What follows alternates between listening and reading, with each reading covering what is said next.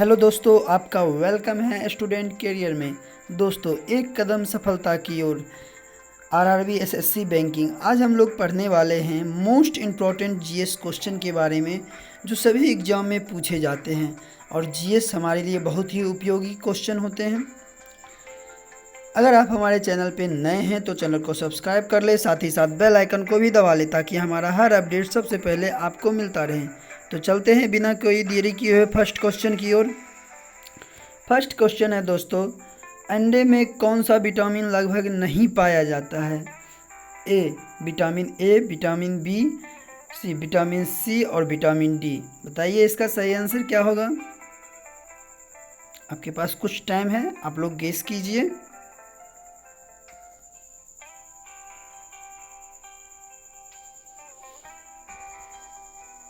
इसका सही आंसर होगा सी।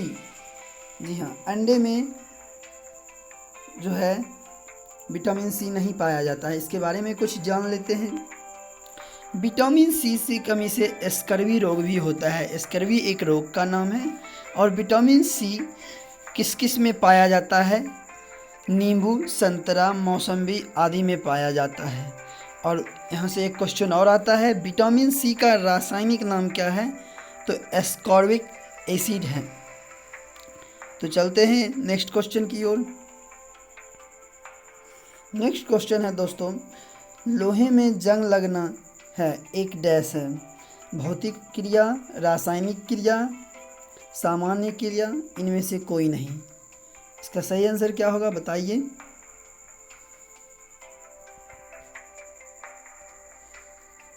आप लोग खुद से भी गेस कर सकते हैं। और इसका सही आंसर होगा बी,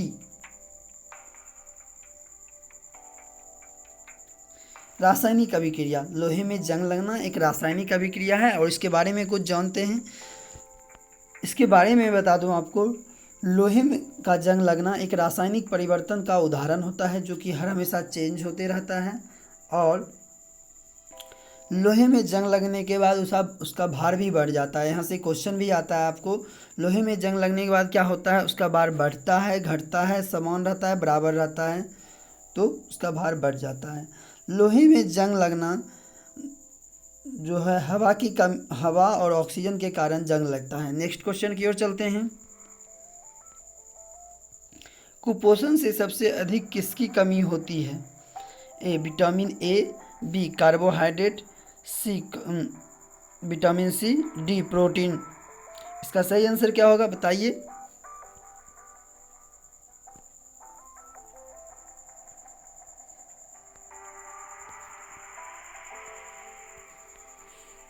इसका सही आंसर होगा डी, प्रोटीन। कुपोषण की सबसे अधिक कमी होती है प्रोटीन की। इसके बारे में जानते हैं। प्रोटीन शब्द का प्रयोग सबसे पहले जेलियस ने 1938 में किया था। प्रोटीन हम लोग एनिमो अम्ल को ही कहते हैं। यहाँ से क्वेश्चन आता है, एनिमलो अम्ल को हम क्या कहते हैं? तो आपको ऑप्शन में प्रोटीन भी दिया रहेगा, आप लगा सकते हैं। और प्रोटीन किस किस में पाया जाता है प्रचुर मात्रा में? तो दूध, अंडा, दालें, पनीर, मांस तथा मछली इत्यादि में प्रचुर मात्रा में प्रोटीन पाया जाता है। नेक्स्ट क्वेश्चन है आपके सामने दोस्तों, उस कथन को छांटिए जो सत्य नहीं है। इस टाइप के क्वेश्चन आपको अधिक मिलेंगे, एक ना एक हर एग्जाम में मिलेंगे। ए, किसी वस्तु का द्रव्यमान हर स्थान पर समान होता है। बी, किसी वस्तु का द्रव्यमान उस स्थान के भार को प्रभावित करता है। डी, किसी वस्तु का गुरुत्वाकर्षण बल से प्रभावित होता है। डी, किसी वस्तु का भार तथा द्रव्यमान प्रत्येक स्थान पर हमेशा एक ही ओर अस्थायी रहता है। इसका सही आंसर क्या होगा आप लोग गेस कीजिए।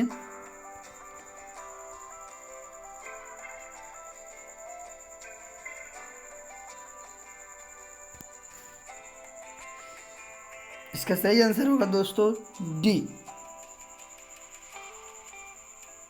और इसके बारे में कुछ जानते हैं।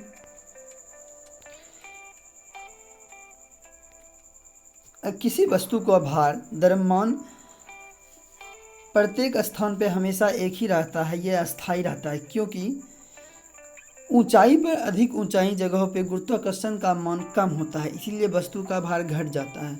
और धरती के अंदर या किसी खान के अंदर वस्तु का भार घटता है, क्योंकि वहाँ गुरुत्वाकर्षण बल नहीं होता है आकर्षित। नेक्स्ट क्वेश्चन की ओर चलते हैं। सूती और ऊनी रेशों में अंतर ज्ञात किया जा सकता है। ए छूकर, बी जलाकर, सी NaOH के अभिक्रिया करा के, डी H2SO4 से क्रिया करा के। इसका सही आंसर क्या होगा आप लोग बताइए।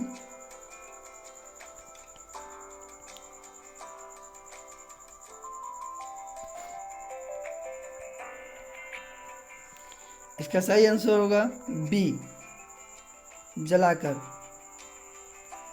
सूती और ऊनी वस्त्र में हम लोग जला के उसका पता कर सकते हैं, और उसके बारे में सूती वस्त्र जो है जलने पे राख में परिवर्तन हो जाता है, जो कि ऊनी वस्त्र नहीं होता है, वह कड़ा हो जाता है। इस तरह से आप पता कर सकते हैं। नेक्स्ट क्वेश्चन की ओर चलते हैं। बर्फ पर दाब बढ़ाने से उसका गलनांक क्या होता है? बढ़ जाएगा, घट जाएगा, और परिवर्तित रहेगा, या शून्य हो जाएगा? बताइए। अगर हम बर्फ पर प्रेशर देते हैं तो क्या होगा?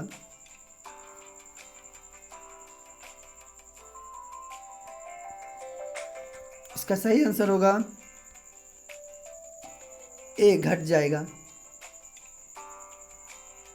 इसके बारे में जानते हैं। जो पदार्थ पिघलने पर संकुचित होते हैं उन पर दाब बढ़ाने से उसका गलन कम होता है, और जैसे बर्फ, ढलवा, लोहा इत्यादि। नेक्स्ट क्वेश्चन की ओर चलते हैं। सूर्य उदय होते समय व डूबते समय लाल क्यों दिखाई देता है? ए विकिरण, बी जलवाष्प, सी धूल के कण, डी प्रकीर्णन। बताइए इसका सही आंसर क्या होगा दोस्तों। इसका सही आंसर मैं बता दूं, डी प्रकीर्णन के कारण सूर्य जो है उगते और डूबते समय लाल दिखाई देता है। इसके बारे में सूर्य जो है उगते और डूबते समय प्रकाश के प्रकीर्णन के कारण लाल दिखाई देता है, और समुद्र का पानी भी प्रकीर्णन के कारण नीला दिखाई देता है। नेक्स्ट क्वेश्चन की ओर चलते हैं। निम्नलिखित में से कौन सा पदार्थ सबसे अधिक ज्वलनशील है? ए रुई, बी नायलॉन, सी ऊन, और डी रेशम। इसका सही आंसर क्या होगा बताइए।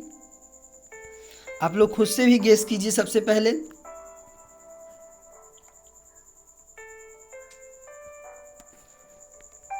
इसका सही आंसर होगा दोस्तों बी। इसके बारे में जानते हैं। नायलॉन शब्द न्यूयॉर्क शहर के NY से लिया गया और लंदन के LON से मिला के नायलॉन बनाया गया। इसका निर्माण सर्वप्रथम 1935 ईस्वी में किया गया था। नेक्स्ट क्वेश्चन है। हम तारों को टिमटिमाते हुए देख पाते हैं। ए प्रकाश के अपवर्तन के कारण, बी प्रकाश के परावर्तन के कारण, सी प्रकाश के विवर्तन के कारण, डी उपयुक्त सभी के कारण। इसका सही आंसर क्या होगा बताइए आप लोग।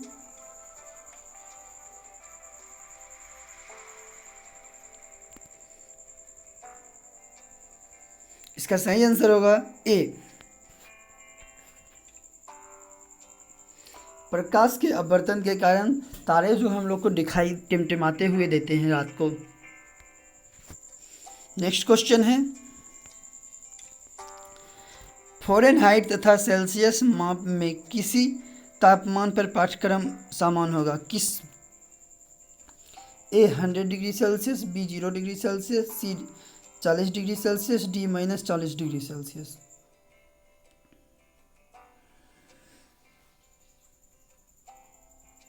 इसका सही आंसर क्या होगा बताइए आप लोग। इसका सही आंसर होगा दोस्तों डी -40 डिग्री।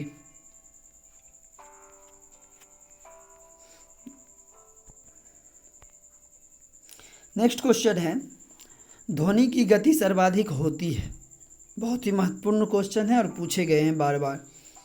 ए वायु में, बी स्टील में, सी निर्वात में और डी जल में। इसका बताइए सही आंसर क्या होगा। आपके सामने 4 ऑप्शन हैं। इसका सही आंसर होगा बी स्टील में। ध्वनि की गति होती है सबसे सर्वाधिक स्टील में सबसे ज़्यादा होती है दोस्तों। नेक्स्ट क्वेश्चन है दोस्तों, इसके बारे में कुछ जान लेते हैं। किसके में कितना होता है।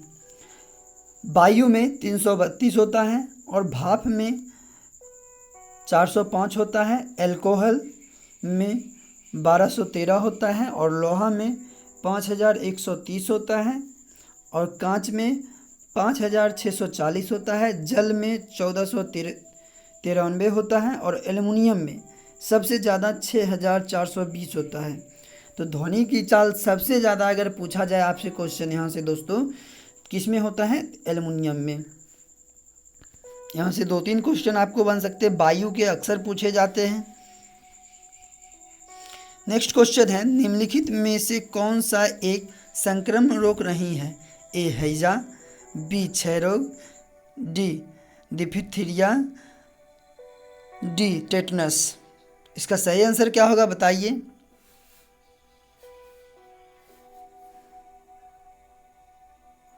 इसका सही आंसर होगा दोस्तों डी टिटनस, धनुस्तंभ। धनुस्तंभ जो है एक संक्रमण रोग नहीं है। यह बीमारी क्लोराइडियम्स एवं टेटनी नामक जीवाणु के संक्रमण से होती है। बच्चों में ये इसके बचाव के लिए हम लोग DPT का टीका लगाया जाता है। तो इससे यहाँ से क्वेश्चन एक और राइज होगा दोस्तों कि टेटनस से बचने के लिए किस टीके का इस्तेमाल किया जाता है, तो DPT होगा। नेक्स्ट क्वेश्चन है दोस्तों, पृथ्वी का विषुवतीय व्यास लगभग कितना है।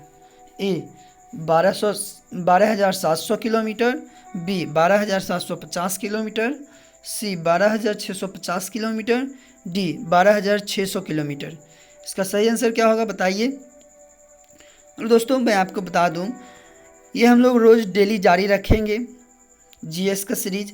और GS जो आने वाले एग्ज़ाम में काफ़ी महत्वपूर्ण होते हैं। हर एग्ज़ाम में आपको 13 से 14 क्वेश्चन मिल जाएंगे।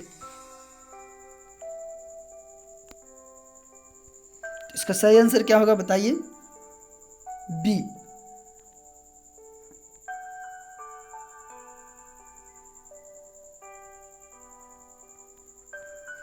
12,750 होता है। इसके बारे में कुछ जानते हैं। पृथ्वी का जो विषुवतीय विस्तार होता है वो एग्जैक्ट होता है 12,756.32 किलोमीटर और इसका ध्रुवीय विस्तार होता है 12,713 किलोमीटर। ये दोनों पॉइंट भी काफ़ी इम्पोर्टेंट है। नेक्स्ट क्वेश्चन चलते हैं। क्लोराइड का उदाहरण माना जाता है। ए धुआं, बी पीतल, सी चीनी का शरबत, डी गोंद। इसका सही आंसर क्या होगा बताइए। इसका सही आंसर होगा ए धुआं। और इसके बारे में क्लोराइड के बारे में हम लोग जान लेते हैं। क्लोराइड क्या है। क्लोराइड यह 2 विषमांगी मिश्रण से होता है, मतलब 2 पदार्थ के मिश्रण से ये बनता है। इनके कण नग्न आंखों से हम लोग नहीं दे सकते हैं, मतलब माइक्रोस्कोप या सूक्ष्मदर्शी लेंस लगा के देखना होगा, ठीक है। इसके कण जो होते हैं छन्ना पत्र में आकर या आर पार कर सकते हैं आसानी से। जैसे एग्जाम्पल के लिए आपके लिए सामने है क्लोराइड का एग्जाम्पल, तो दूध, धुआं, रक्त, स्याही इत्यादि। तो चलते हैं आज के सबसे लास्ट क्वेश्चन और सबसे महत्वपूर्ण क्वेश्चन की ओर दोस्तों। किसी अक्रिय गैस के बाह्यतम कोशा में इलेक्ट्रॉनों की संख्या होती है। ए 6, बी 7, सी 8, डी 9। इसका सही आंसर क्या होगा बताइए आप लोग।